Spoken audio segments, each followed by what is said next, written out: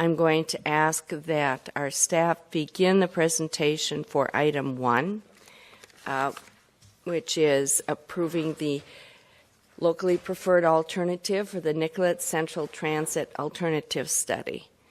Mr. Kotke, good morning, who will begin that presentation. And I don't see, Mr. Wagenius was here from, there you are, from the mayor's office. Would you like to go first? That'd be great. Okay. Thank you, Madam Chair. Mayor Ryback wanted to be here today on what is perhaps not a surprising but still very important day.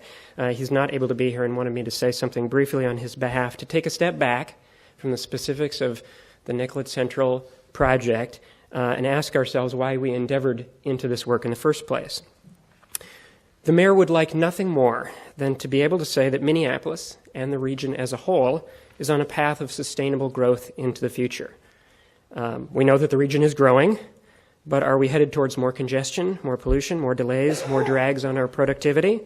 Or are we on a path of sustainable growth, which improves our tax base, which avoids those problems I just described?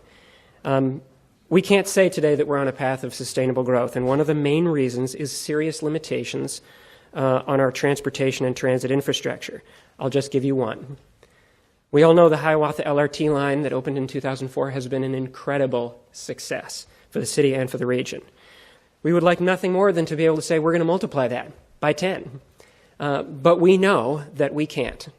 For a whole list of reasons, population density, available right-of-way, for a whole list of reasons, we know that we cannot multiply the success of Hiawatha by 10. We are going to multiply it by 4, hopefully, with Central, Southwest, and Bottineau, and at that point we will be done. We will be done for decades with LRT coming to downtown Minneapolis. But we know we will grow more than that. We will grow more than can be accommodated by our existing infrastructure plus LRT. So what we have been endeavoring to do for a number of years has been to seek cost-effective alternatives to LRT, which are less expensive, which have less construction and parking impacts, and which can, in many cases, be built more quickly. It's frankly the same thing that drove this council and this mayor, led by this committee, to the successful Mark II project, facilitating bus rapid transit all the way out from downtown Minneapolis to Lakeville. We are trying to find cost-effective alternatives to LRT that achieve similar goals to LRT in terms of ridership or economic development, but cost less. In short, we are not doing this work because streetcars are nice or because they are neat. We are doing it because it is necessary. It is necessary to add more tools into our transit toolbox. Seen in this larger context, we're not asking, is the region going to grow? We're not asking, we know already, we're not asking, do we need more tools in the transit toolbox, or even should modern streetcar, which is simply a smaller form of LRT, should it be one of those tools? We know the answers to those questions. We've answered those questions in previous studies. What we are attempting to do simply is to do what the county did with Hiawatha in 2004, to put our best foot forward, to start with a project that not only succeeds on its own, but one that will hopefully do what Hiawatha has done and facilitate other projects that will allow further expansions to the northeast, to the south, to the north, much as Hiawatha has given birth to Central and hopefully other lines. And with that, I just want to say thank you on behalf of the mayor, to our staff who's done great work, and to the many people who participated on our technical and community advisory committee, whose work is represented here today in Charlene's comments. We did a unique thing with this group. We didn't put the technical people in this room and put the community people in this room. We put them all together to see if they could inform each other, and we feel that they definitely did exactly what we hoped, and we're proud of their work, and we thank them for their service. Thank you, Madam Chair. Thank you, Mr. Wagenius. We have a staff presentation. Madam Chair, we have Charlene Zimmer, who is our project manager for the alternatives analysis study. Good morning. Good morning, Madam Chair and members of the committee. It's very nice to be here this morning. We've had a very busy year or so, and Anna and I working on this project, and we're anxious to hear the comments this morning and the discussion of the committee. I I always like to start with a reminder that a few years ago, the city did approve a streetcar plan that included 7 routes. Following that, 2 routes, Nicollet and Central, were combined, and the city sought federal funding to do a transit alternative study for that and received that federal funding. As a result, as we've gone through the transportation alternative study for this longer 9.2-mile corridor, we have tracked with federal requirements and tried to meet those as we go through that process. As Peter indicated, we worked with a technical community advisory committee and also a policy advisory committee. And last fall, our policy advisory committee approved a purpose statement that included 3 key objectives of the study: improve transit connectivity, enhance the attractiveness of transit service, and that's really about attracting riders and getting additional people to use the transit system, and then catalyzing development through that infrastructure investment. What we're here today to do is to talk about identifying and recommending a locally preferred alternative. Maybe I'll just go back here if I can. Your document that you have, this one. It's on Nicollet-Central. Item 2. And just say that we initially looked at a wide range of alternatives to serve that 9.2-mile corridor, and last spring went through a narrowing down process where we are now evaluating 2 alternatives, an enhanced bus alternative and a streetcar alternative, and those are evaluated against no build. It's also, I think, important to acknowledge that enhanced bus in this corridor is not exactly the same service structure as arterial BRT that we hear a lot about, and there was a regional study done of arterial BRT that did include both Nicollet and Central. In this particular study, enhanced bus was structured to be very similar to this streetcar. We also want to comment that we do believe that bus and streetcar can function very well together and can support and enhance each other. And therefore, selecting one of these alternatives does not preclude the possibility of implementing arterial BRT in a longer corridor as we go forward in the future. In looking at the locally preferred alternative, we really tried to focus it down to 3 key questions. What's the best transit mode? What's the best river crossing? And we'll come back to that in a minute, where we were still looking at both Hennepin Avenue and Central Avenue as river crossings. And then what is the streetcar starter line? Should we start with a shorter line?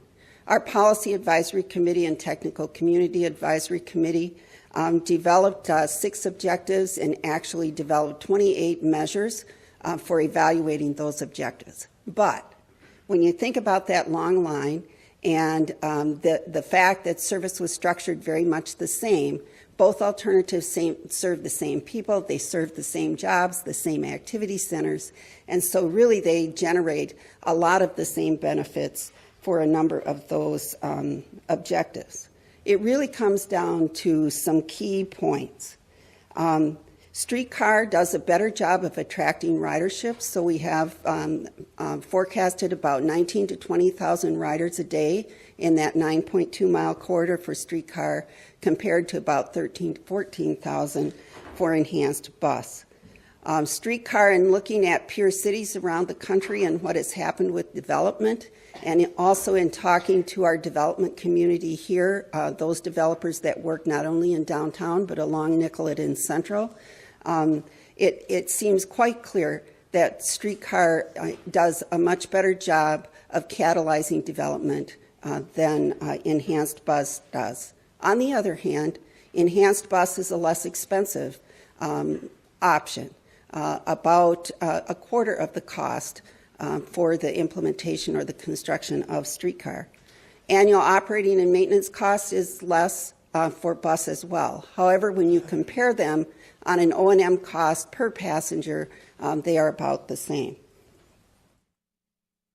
So why streetcar? Well, first of all, a streetcar has been shown, as have other rail systems, to attract a greater number of riders for a variety of reasons, including what is viewed as a superior experience. There are, I won't go into the details this morning, but we have certainly in our neighborhood meetings had lots of discussion about this. Streetcar also, we believe, will do a great job of serving not only growth in the city, but also the long-term economic vitality and growth of the region. Ms. Zimmer? Yes. I just want you to pause a moment. The room is getting crowded for people who came for the item 2, the public hearing on the Downtown Improvement District. There's a room open across the way, room 319, with a television running. So at any time, if you want to move over there just to wait for the second item to start, I wanted you to know that's available right across the hall, 319. Thank you, Ms. Zimmer. Thank you. We do get questions about what streetcar really is. So just quickly, streetcar does operate in the street. It does operate on rail powered by overhead wire. It operates in the same lane as traffic. The vehicle, modern streetcar, will probably look a lot like a light rail vehicle, but it typically is a little smaller, a little shorter, and a little narrower to fit better in the street system. But important, it does share a traffic lane with traffic as buses do today. So I have just a couple of simulations here that give people an idea of what streetcar might look like if we were to build it in this corridor in the future. So quickly turning to the river crossing, as of last spring, we had a lot of interest in looking at both Hennepin Avenue and Central Avenue as river crossing connections between downtown and Central Avenue on the northeast side of the river. While both of these work and would work, Hennepin Avenue does have a number of advantages. We looked at a number of different criteria, but it really comes down to it's a little bit shorter connection between Nicollet Mall and Central Avenue, so it results in a little bit higher ridership, a little bit faster travel time, and a little lower operation and maintenance cost. Perhaps more importantly, Hennepin Avenue Bridge provides really good pedestrian bicycle connection to the river on both sides of the river, and of course it provides access to Nicollet Island and to the destinations on the island. And then secondly, the Central Avenue Bridge is on the National Register of Historic Places, and it's a much older bridge, and as a result of its age, it will require greater cost to rehab, if you will, or retrofit the bridge to support streetcar.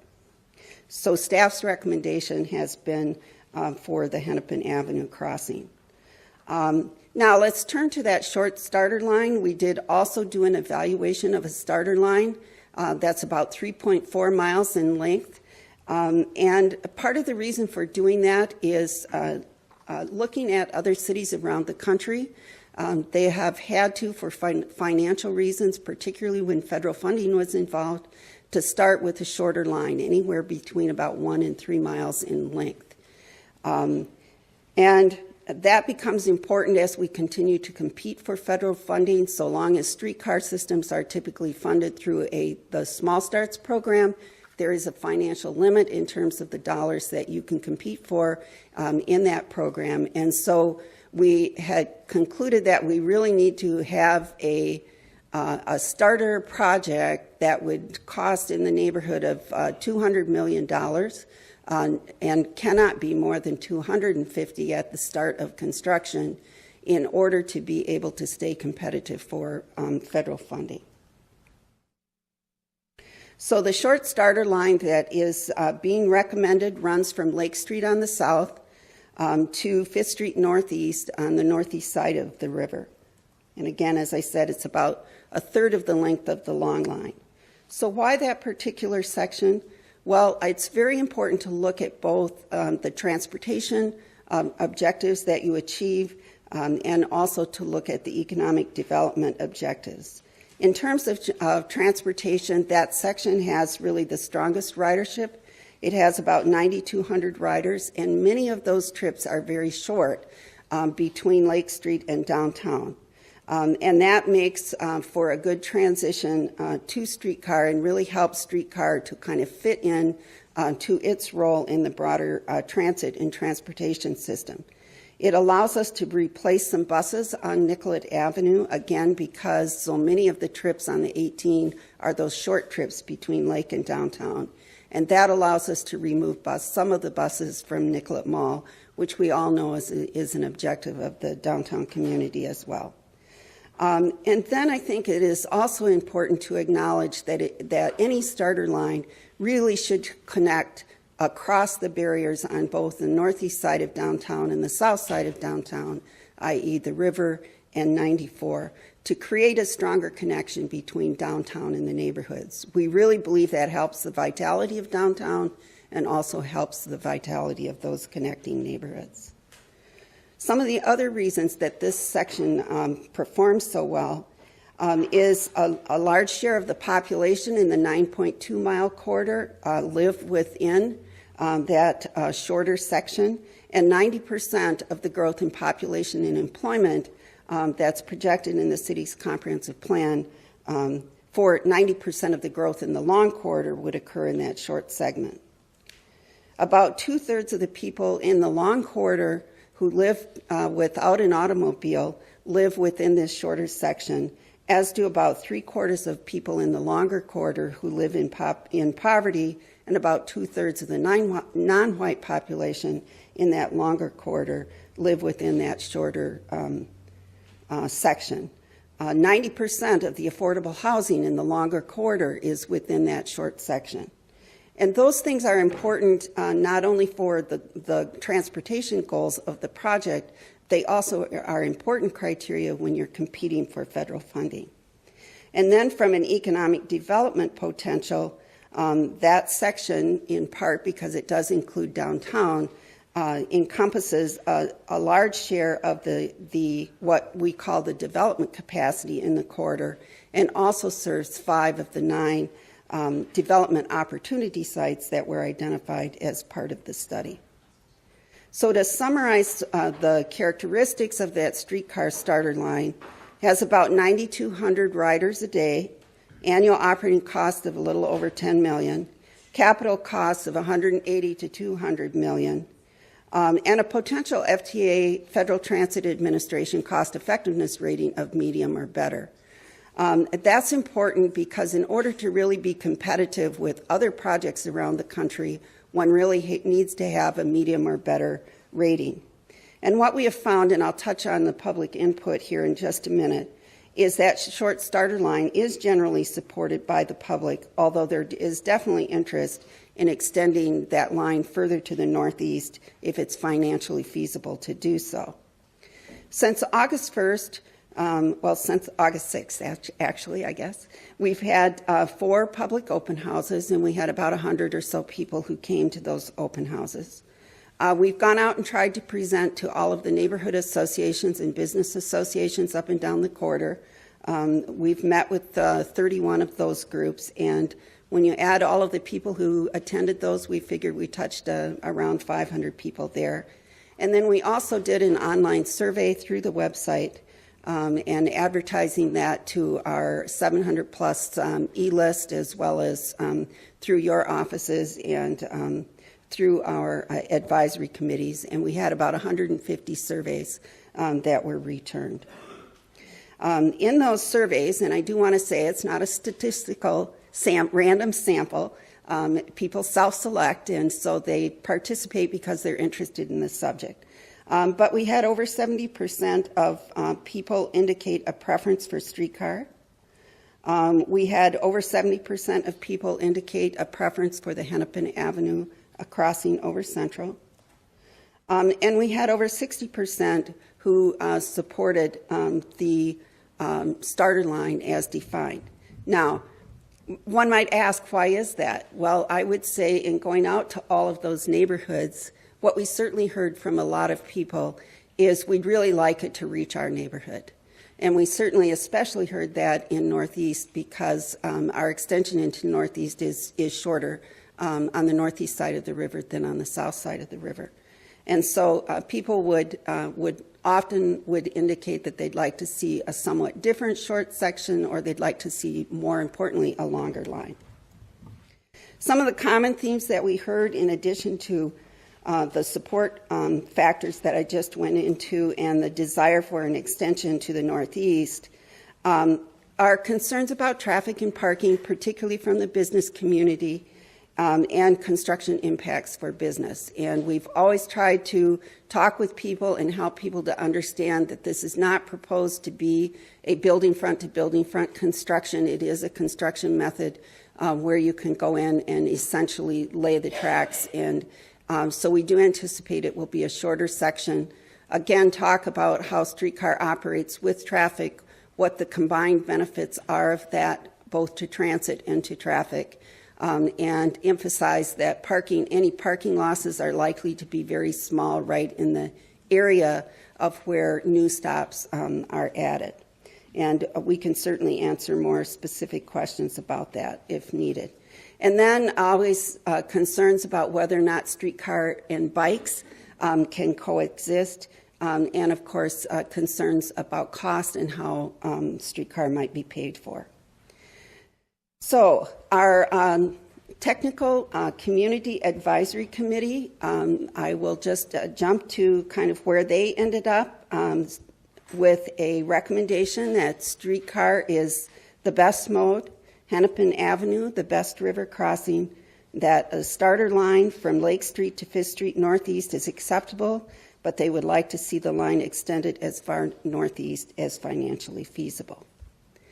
We met with our Policy Advisory Committee last week, and the resolution that was passed by the PAC, and I will read it, that the Policy Advisory Committee recommend the locally preferred alternative as modern streetcar running between Lake Street and approximately 5th Street Northeast on Nicollet Avenue, Nicollet Mall, and Hennepin First Avenues using the Hennepin Avenue Bridge to cross the Mississippi River. Be it further resolved that an extension of modern streetcar further northeast of downtown is desirable, the length of which depends on funding availability and the location of an operations and maintenance facility. Just quickly, after your discussion today and any council action that would occur as a result of your recommendation today, we do have some other things that we'll be working on. We are in the process right now of completing a document that will document a locally preferred alternative and completing an implementation plan. We will be working with the Metropolitan Council to amend the Regional Transportation Policy Plan to include an LPA once that's is recommended by City Council, and that's a very important step, a necessary step in order to be able to compete for federal funding. And we will continue to work with Metro Council and other agencies on any necessary interagency agreements. We are also initiating work on an environmental assessment, and hopefully following that, if all goes well, we'll be moving into preliminary engineering and continuing to sustain our momentum toward implementation.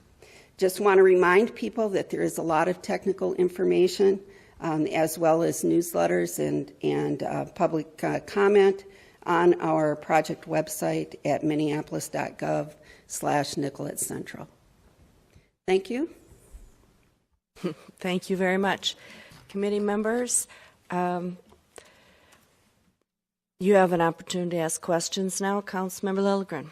Thank you, Madam Chair. And Ms. Zimmer, thanks for the report and for your work on this. And really thanks to all the people that are involved, both within the organization, out in the community. I know that this has been a huge effort and moving fairly quickly for a study like this. So thanks to everyone. I have just a couple clarifying questions, please. And one of them is about ridership and boardings, and sort of looking at your presentation today and looking at the more detailed analysis of the alternatives and the longer report, and specifically on figure 11, and this is the 2030 average weekday boardings by service type. And I've had a few questions from people in the community that are tracking this about this number in particular. And in the narrative, you explain that there are differing assumptions made by this alternatives analysis, but then the sort of parameters and assumptions that drove the projected ridership by other agencies, by the Metro Transit. And so when I look at figure 13 and it shows the no-build alternate, it shows quite a range in whether it's enhanced bus, modern streetcar, and no-build alternative. And I'm wondering if you can just help me understand what that figure is indicating. Thank you, Madam Chair and Councilmember Lilligren. I don't have that figure exactly in front of me. So it shows that but, the no-build is 35,600 boardings, right? Yeah, and then modern streetcar as something less than that. Well, it gets rather complicated, particularly in a quarter like this where there are multiple routes, and it includes downtown, which essentially picks up a large share of the transit service, and that's a very technical question to answer in this context. I'm going to ask Dan Myers from URS, who is very much more involved than I was in the forecast. If you can, Sure. I know this is No problem. really complicated. No. Thank you. And just to kind of go back, it's the no-build alternative, like Charlene has said. Excuse me. I'm sorry. Would you just please introduce yourself I'm sorry. first in your role? I'm Dan Myers with URS Corporation here in Minneapolis. Thank you. Thank you, Chair. Councilman Lilligren. The no-build alternative, basically that ridership information, it's a regional model, so it's reporting regional trips throughout that whole corridor. So it's not just Nicollet-Central, but it's all the trips that are coming in there, all the bus trips and everything like that. So that is really what that's about. And what the streetcar then is what's added on top of that or part of that as well. Okay, thank you. That's really helpful. So it's not really, even within this one graph, it's not really apples to apples type comparison. Correct. Thanks. I appreciate that, Thank Mr. you. Myers. My next question, I just have one other question, Madam Chair, at this point, and it's a process question, probably for Ms. Zimmer or anyone on the project staff. But as we looked at the next steps that you presented, you use terms like complete environmental assessment and move into preliminary engineering. And I'm just wondering, with a project like this, which is fairly small by federal standards, and also with changes in federal transportation law, if it is as tidy as this still, I mean, this seems to be echoing back to former federal transportation law, and if there's an opportunity, I guess what I'm seeking are opportunities to facilitate this, to make this as short a process as possible, and are there opportunities here? Madam Chair and Councilmember Lilligren, these things are always messy. Sure. I think that's a really good terminology, actually. But having said that, in this particular quarter, we are referring to an environmental assessment as opposed to an environmental impact statement, which is a less extensive document, and it really, we still have to work with FTA to clarify exactly what it's called class of action will be used on this, but our recommendation is an environmental assessment because the impacts are not nearly as great with a project like this where transit is operating in existing right-of-way, the construction is more limited, probably historic impacts are probably the most important issue that we have to deal with. So we are proceeding forward on that. We are prepared over the next several weeks to be requesting an official direction from FTA on class of action, and at this point we do think it will be this more limited approach.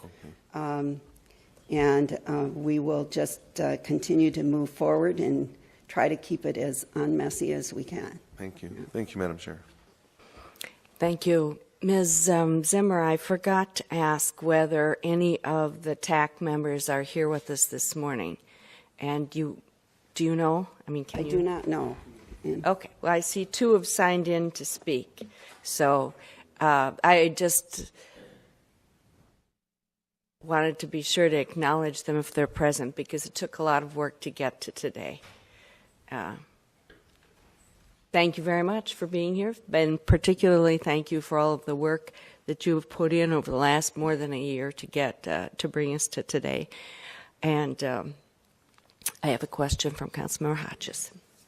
Thank you, Madam Chair. Ms. Zimmer, can you just say a little bit more about the geography of the line going over the Hennepin Bridge as opposed to the Central Bridge? Sort of what those connections would look like, and what would happen right before it crossed over the bridge and right after it crossed over the bridge in terms of where the tracks would be and how the line would run? Yes, Madam Chair, Councilmember Hodges. There are some design details regarding that have not been fully resolved. In terms of the Hennepin Avenue Bridge, we are looking at, and during the environmental assessment, we will be looking at some alternatives for how you connect between Nicollet Mall and Hennepin. As you know, that's a very short block, and we actually have developed, and the traffic department has developed probably a dozen different alternatives that we'll be looking at there. So that remains an unresolved issue. On the northeast side of the river, it is currently proposed that it would run in the northerly direction on Hennepin and the southerly direction on First, making the turn at approximately 5th Street Northeast. However, one of the issues that the neighborhood did raise was whether or not whether or not the introduction of streetcar would preclude two-way operation at some point in the future. And we have researched that and believe that it would not preclude two-way operation. On Central Avenue, the most likely alignment would be Washington coming into over to Nicollet Mall. That decision was there was not a decision made, and an understanding that some additional traffic work would have to be done to determine where the best connection between 3rd and Central and Nicollet Mall would need to be. And of course, in that alignment, once you are on the northeast side of the river, you are on Central and stay on Central in both directions. Okay, thank you. Thank you very much. That was very clear presentation leading us through a lot of details that have been examined by a lot of people. It helps to set up the public hearing, which I will open now. This is a public hearing on whether or not the city should approve the locally preferred alternative for the Nicollet-Central Transit Alternative Study, that is the alternative that has just been presented to you, and whether we should recommend that alternative to the Metropolitan Council. And I'm laying that out because this is not a public hearing this morning on whether streetcars should be funded locally or various other questions about how it should be funded. And it's not a public hearing on anything other than the locally preferred alternative. I have 6 or 7 names here who've signed in, and because we have another public hearing with a lot of people interested in it, I'm going to ask that each of you take 3 minutes to make your statement that we do want to hear, but we want to get to hear from everybody. So the public hearing is open, and the first person signed in is Matt Brown. Please come to the center. Introduce yourself with a name and address, even though I have called your name. Good morning, Madam Chair. You want to move over just a little bit. There you go. I'm Matt Brown. I live at 3669 Lincoln Street Northeast, and I had the pleasure of serving on the Technical and Community Advisory Committee for this project, and just wanted to express my personal support for the locally preferred alternative, as Ms. Zimmer had identified, and express my support for the Policy Advisory Committee's resolution.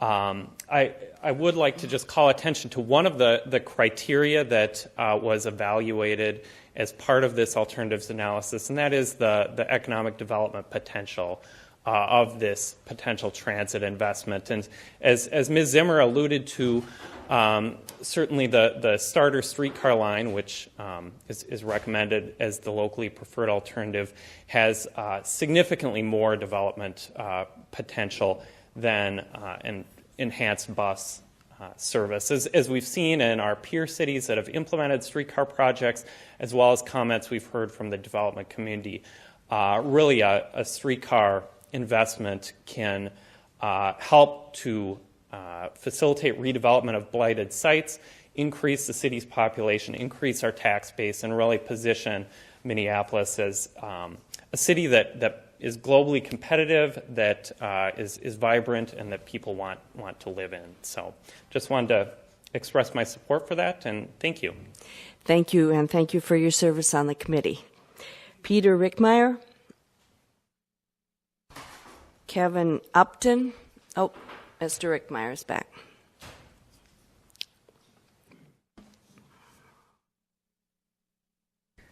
Thank you. Peter Rickmeyer, 2118 25th Avenue North, Minneapolis, Minnesota.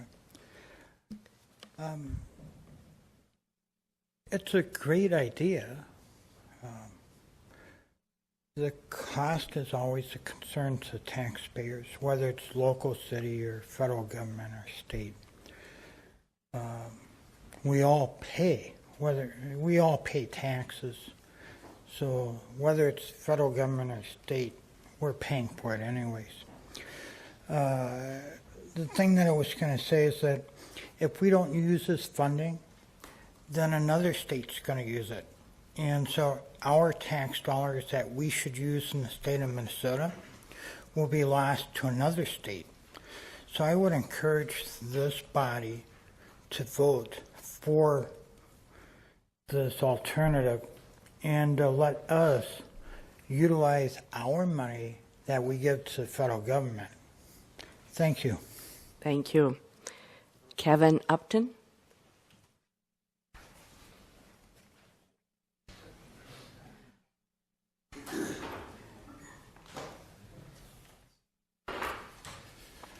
Good morning. I'm Kevin Upton, 217 Bank Street Northeast. I'm also a member of the TCAC, and I'm a board member of the Nicollet-Central East Bank Neighborhood Association. I'm totally in support of this resolution you have, but I'd like to propose 2 amendments. In the last paragraph, it talks about possibly extending the car further northeast. We've looked at it as citizen representatives on this, and we see the area between 5th and Lowry as a vital area in the economic development of the city. It's largely undeveloped or underdeveloped property. It scores low in some of the statistics because nobody lives on most of the stretch. But there's potential in there, a great deal of potential for housing. And that showed up in the economic development analysis. This would be the next area of growth. Now, several of us on our own have taken time to look at the staff's options for the streetcar barn. They proposed 5 sites. We looked at them, we sort of weighed them, and we see one of the sites as being a way to pay for further extension to the northeast. For example, if you select the 14th Street site for the streetcar barn, you can then run the route from 5th to 14th, which gets us 0.5 of a mile short of Lowry. In doing so, instead of just having passive tracks meant to serve a barn, you get to pick up revenue streets over that distance. So I think in terms of funding, the funding is there to build tracks to the barn. We just would like to turn that into revenue routes and extend the route into the vital growth area of the city. The second amendment I'd like to propose is in your 4th paragraph, where it says, it does not preclude further changes to traffic operations on Hennepin Avenue. I think the spirit of the TCAC was a little bit stronger than that, and it does not preclude converting Hennepin and First to 2-way traffic, or restoring 2-way traffic in the area as we've done downtown on Hennepin. And that would be the 2 issues we'd like to bring up. Thank you very much. Thank you. Could you just clarify for me on the second language change that you feel you said that the TCAC was more specific than the language that has been brought forward to us? Yes, my But recollection. it wasn't in the written resolution that. That's why I'm proposing an amendment, that it gets closer to what we actually discussed at the TCAC. Okay. Okay? And there's another member to endorse that. Thank you very much for being here this morning. Doree Mead, welcome. Thank you. Thank you, Madam Chair and members of the committee. I live at 110 First Avenue Northeast in the Nicollet Island East Bank neighborhood, and I'd like to thank the council and the mayor for having given me the opportunity to serve on the TCAC for the Nicollet-Central corridor. Modern streetcar has proven itself in cities around the world. It has a proven track record as an important economic development tool. It is the best choice for the Nicollet-Central corridor and captured strong support from the project's Technical Community Advisory Committee. Put simply, within a city street, no other mode of public transportation offers as much transit ridership or capacity or as many economic development benefits as modern streetcar does. My neighborhood is now developing a small area plan that, when completed, is likely to be pro-density and will make the case for modern streetcar even stronger. Note, however, as Kevin has mentioned, that it would be far better if the streetcar starter line were to push farther north to reach a key industrial area that's ripe for redevelopment, where the line could also spur creation of significant additional employment opportunities. And note the irony of labeling this line Nicollet-Central when the starter line, now envisioned, would stop about 60 feet, only about 60 feet short of actually reaching Central Avenue. Shouldn't there be at least some Central in Nicollet-Central? Other than that, I really want to endorse what other folks have said. It was really nice to work on a committee where we struggled with some of the thoughts as we went along, but clearly the committee ended up united in feeling how this should proceed. And I thank the council for all of its work on this and look forward to your consideration. And riding the streetcar. Thank you very much for your service as well as being here today. Cordelia Pearson. Good morning, committee members. My name is Cordelia Pearson. I live at 512 7th Street Southeast, and I'm here representing the Marcy Homes Neighborhood Association. Our neighborhood embraces, we welcome density that builds the community, the city, and the region.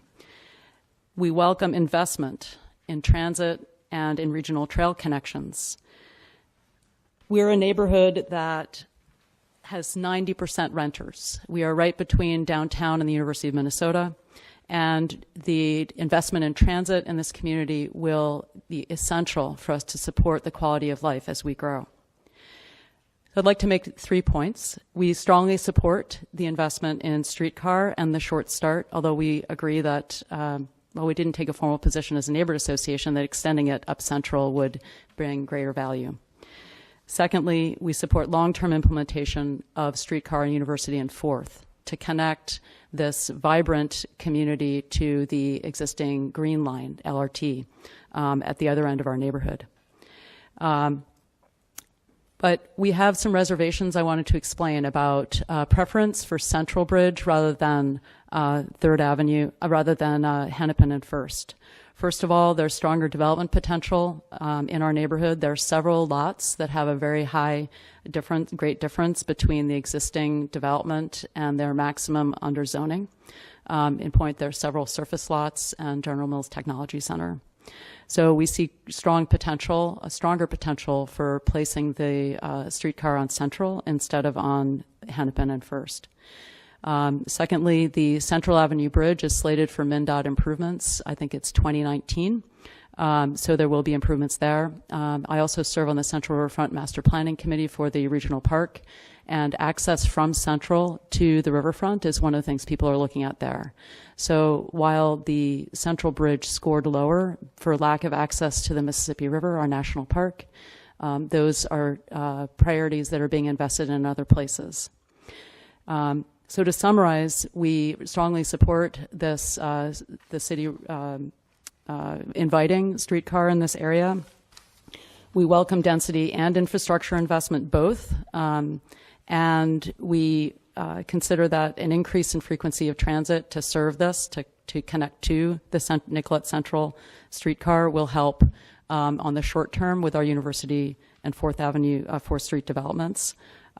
So thank you for the opportunity to speak, and Chair and members of the committee, we are very enthusiastic about this moving forward. Thank you. Thank you.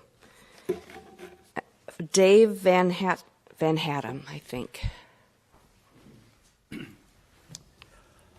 Good morning, Madam Chair and council members. My name is Dave Van Hattem. I live at 3527 Pleasant Avenue South. I also work for Transit for Livable Communities. So as a Minneapolis resident, my family is very excited to be able to walk a few blocks and ride this streetcar on Nicollet. I know oftentimes the number 18 bus is quite full, so I think others will really appreciate that as well. Speaking on behalf of Transit for Livable Communities, we strongly support the locally preferred option. And I'll just quickly tick off 3 reasons. I think you've heard these, but one more time through. We think it's the best mode because it will get the highest ridership. It will get increasing ridership because it will attract the most development. We know that a lot of people want to live in Minneapolis and want to live in the core city. We also know that neighbors don't always want more neighbors if there's not better improved transit, biking, and walking options. So this can address that. And then finally, we look at a lot of cities around the country and the world in terms of their transit systems, and I'm just absolutely certain that this will be a huge benefit to for visitors and for promotion of our city.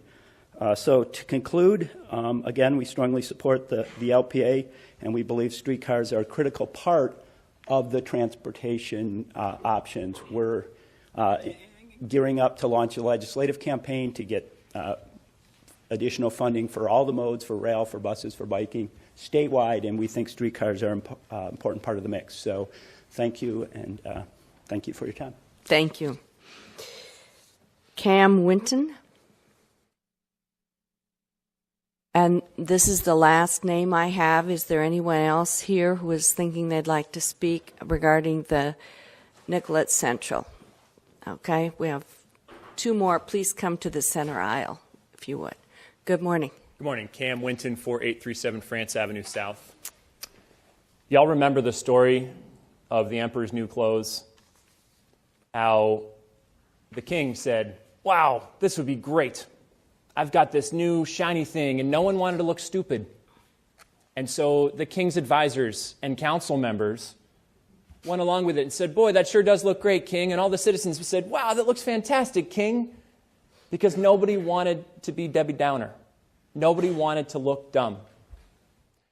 Ladies and gentlemen, as I said when I testified before you, Councilmember Colvin Roy, I don't doubt that your intentions are good for our city.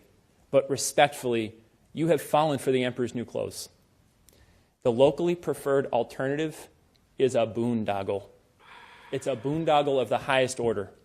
And I ask everyone, the media included, to mark this date because we're going to be back in 5 years scratching our heads at why we allowed this boondoggle to proceed. Respectfully, let's take quick note of some important numbers. The streetcar starter line, 3.4 miles. The city's low-end estimate is $180 million. If we do the math out, that's $52.9 million per mile. For a transit mode that, according to the city's own data, page 19 of the open house PowerPoint, will serve fewer people, not only than the initial streetcar proposal, but will serve fewer people than the enhanced bus option. More money to serve fewer people just so that we can have the Emperor's New Clothes. It makes no sense. Let me drill down one further line on that key point on these numbers.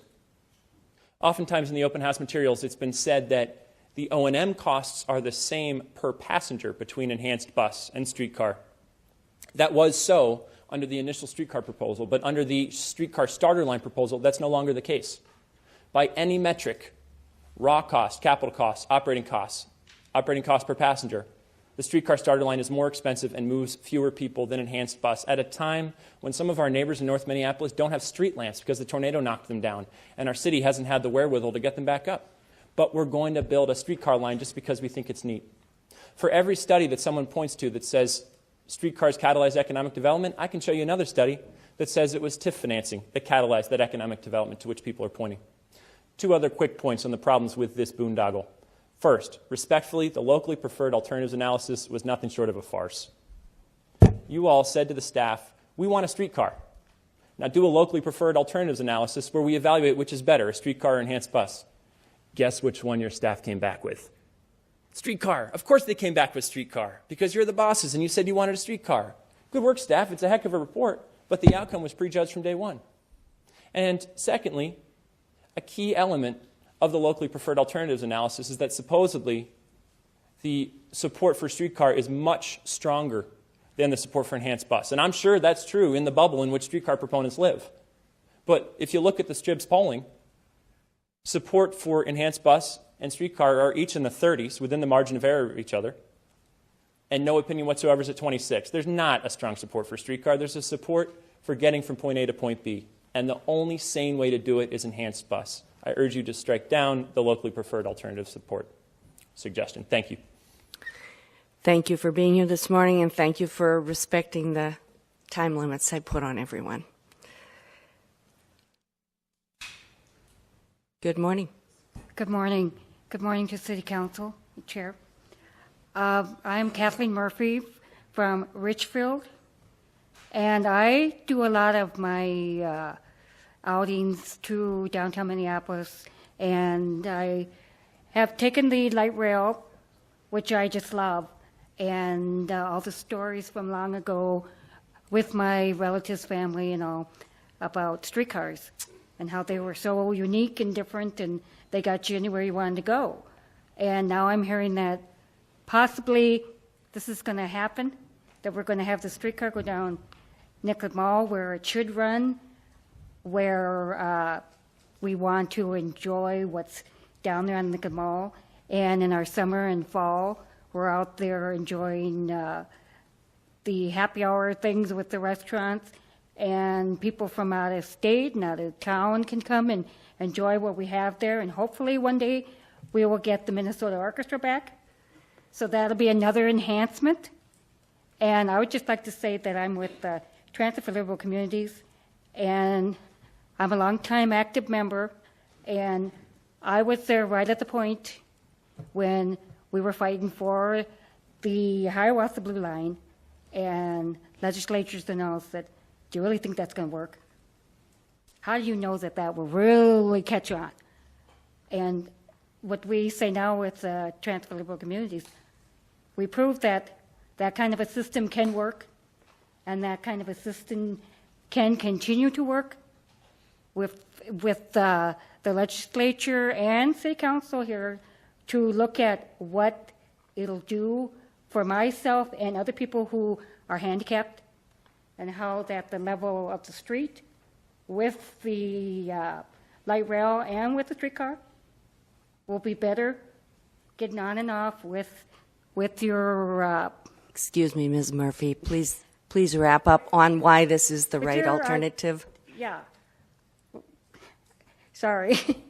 I can't even think. With the wheelchairs and people with the bikes and people like myself who have a problem with walking and all, and that will be the key thing that'll keep this running for all these handicapped people who need this type of thing. And that, I think, is why the light rail system always had worked well. And I thank you very much for letting me speak. Thank you. We have one more. Good morning, Madam Chair and council members. My name is Marion Bean. I'm Executive Director from the Whittier Alliance. I represent the south end of the Nicollet-Central line. Our representatives on the Advisory Committee supported the resolution. And from a neighborhood position, we would also like to just remind the process as it moves forward that Whittier in particular is kind of the ground zero for a lot of transportation explosion options. We have 35W, the Greenway, and the trolley.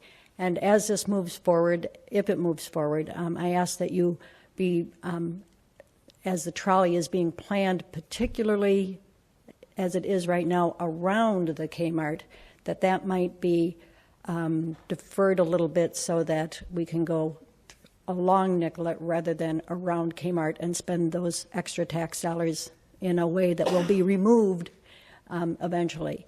So I guess it's just one of those things as this moves forward to be aware and be cautious about that kind of expenditure that is kind of going to be removed anyway.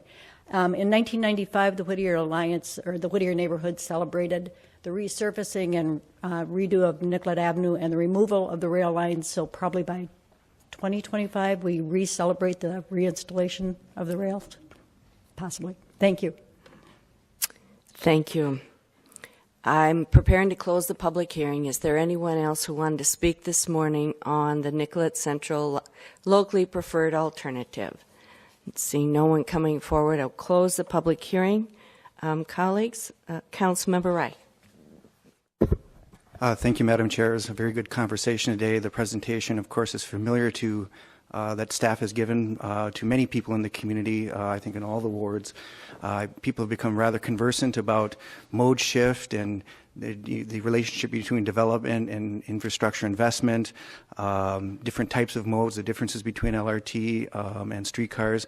Dozens and dozens and dozens of people now, community leaders now are very conversant in those terminologies. And now there's kind of an interesting thing. We talk about how these investments can spur development, and much of the study demonstrates that. I don't challenge the veracity of a well thought out study, cherry-picked bullet points aside. What's an interesting dynamic that's happened in the communities for the community planners and the people who are doing enhanced small area plans in their community, improving their plans off of Central Avenue, is that the conversation has actually shifted how they look at their own plans in their community. I remember Director Fink coming out when he was first hired, and he really drove home the relationship between these types of investments and density. You don't get these types of investment without embracing density. And that really, to the community people that I represent in my ward, and I know it's true in others, they've really adopted that. Their plans that they're creating now, their enhanced plans that they're revising from the 90s and the early 2000s, really reflect that mantra very clearly. So I think there's been this added benefit, anticipation of these types of investment and learning about these types of investments. It's really changed how community groups, particularly along high-frequency bus route corridors, are looking at redevelopment. It's really changed the conversation already. And I'm sure, as Mr. McGinnis has pointed out, the first successful line just with LRT will only enhance that conversation as we have a successful point 2 moving forward. Thank you. Do you have a motion? I move the language that we have submitted before us on this item. Which includes approving a locally preferred alternative for the Nicollet-Central Transit Alternative Study, and a recommendation that the locally preferred alternative recommend the locally preferred alternative to the Metropolitan Council for inclusion in the Regional Transportation Policy Plan. Thank you, Councilmember.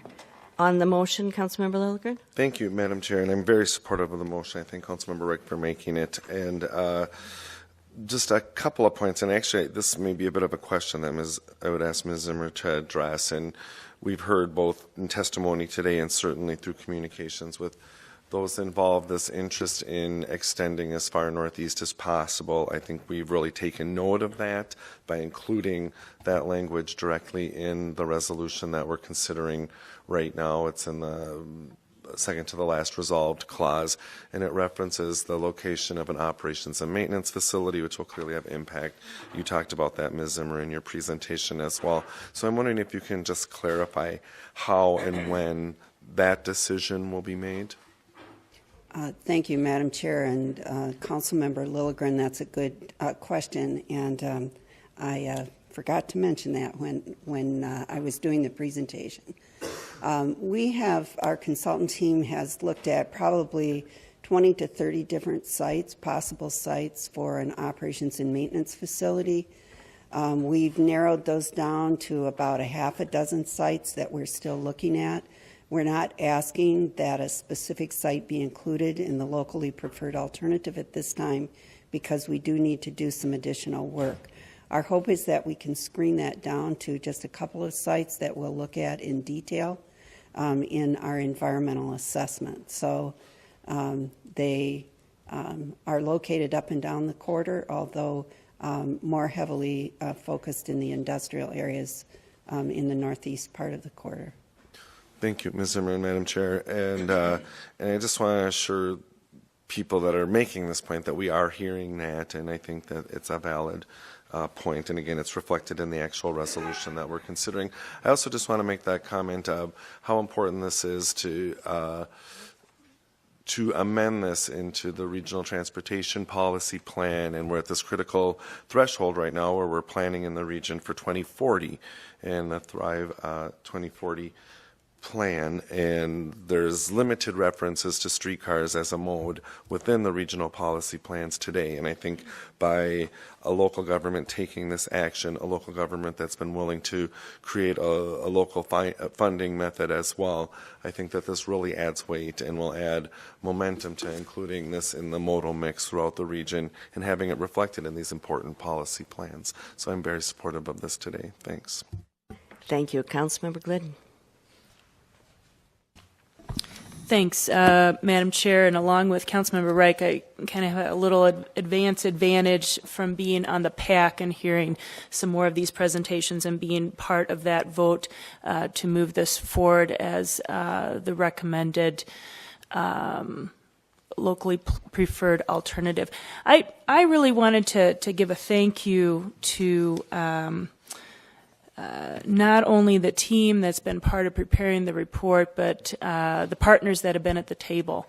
I just think that those partnerships are so critically important to how we think about this as part of a regional experience, and that there is regional interest in both how we evaluate this and think about financing and operation strategies, and Hennepin County, Anoka County, the Met Council, other partners as well, Columbia Heights. I just want to thank them for being at the table, part of the conversation, helping us to evaluate and understanding again that this is really part of a transportation system, and that our ability to move forward as part of a system is critically important here. Others have made comments about some of the reasons they support this. I really think that it is so critical that we think about the connection to land use. And for me, this is one of the most key benefits to the streetcar, is how we see the increase in ridership, the increase in the transit experience, and how that relates to land use, not only just from building density, but also from other economic development opportunities. So thank you again to those who help prepare the information that helps us analyze these options, and I will be supporting the resolution today. Thank you, Councilmember Hodges. Thank you, Madam Chair. I will also be speaking in support of the resolution today. And first, I want to echo the thanks to everybody who worked on this, particularly many of the community volunteers who spent a lot of time thinking about the city and thinking about the future of our city, and the folks who came to those community meetings and got information and provided us feedback. I wanted to say thank you to everybody, and that this is about a locally preferred alternative for a starter streetcar line, but that's also about our biggest possible vision for the future of the city and how we're going to grow and how we're going to develop into the future. And we are growing, and we are going to develop into the future. And the question is, how are we going to do that, and what decisions are we going to make to set that up really well? Because the objection to density people usually have is density of cars, not density of people. And what we do with the robust transit network is create density, the possibility of the density of people without having to create more density of cars. That's a huge piece of what we can do here. And And streetcars aren't just about going from point A to point B. Streetcars are about economic development. They're about growing our population. They're about growing the services that go to that population, and they're about growing our property tax base. That's why I'm so excited about the work that we've been doing, and this in particular. This day has been a long time coming. This work is a long time coming, and there's more to go, but I say celebrate how far we've come and start there, that we are continuing our upward spiral of growth and development in Minneapolis, and it's exciting. So I will be supporting this today. Thank you. We need to wrap up, and there's a motion before us. I wanted to add two things. There are two ways in which streetcars are very much like light rail. Not the weight of them, not the size of the tracks, but they will carry more people through a smaller space than automobiles or buses. And one thing that Minneapolis can't grow more of is land. So we have 55-point-something acres to live with, and we have gloriously a center city that's alive that people want to come to and are working in every day. Well, as we grow, those streets get no wider. This is something that may sound so fundamental it doesn't need to be said, but it truly does. Because when we were planning all of the work that was done on Marquette and 2nd, that plan was seen as a dream. No one knew that suddenly an administration leaving Washington would decide to put a whole lot of money into a pot and we would suddenly be able to make all these changes. But what became clear in the process of making those changes is just how tight our downtown is. So the opportunities for development are all along the line. But I'm not skeptical about the value of streetcars, and I have been a skeptic about streetcars from the beginning. I'm not skeptical about the value of their ability to move a lot more people through this very limited space that we have. And the second way in which it's like light rail is you make a fixed investment. There is no place where a bus system has been enhanced enough that people are paying more for the real estate near it, building bigger buildings, bringing more jobs and more residents. It just doesn't happen. Lots of different ways to read various studies. I'm sure TIF helps, usually does help to get things built anyway. But the fact that an investment is made that is physically located, not easy to move, and therefore can be counted on for the length of your mortgage is really important. So my skepticism has always been that I do not want Minneapolis taking on another sort of operation to run. Minneapolis should not be a bus company. I have been waiting for the Metropolitan region to step forward, as they have now, to say this is part of a regional transportation system and we will run it. That is not a job for our city. Thank you one more time, and to those members of the committee who put a lot of time into getting here today. And on the motion to approve this locally preferred alternative, and with recognition that there is time before the council for a little conversation, a little more conversation amongst those who are most knowledgeable, if there's a tweak to be made, I will call for the vote on the motion that's made today. All those in favor, please signify by saying aye. Aye. And opposed? That carries.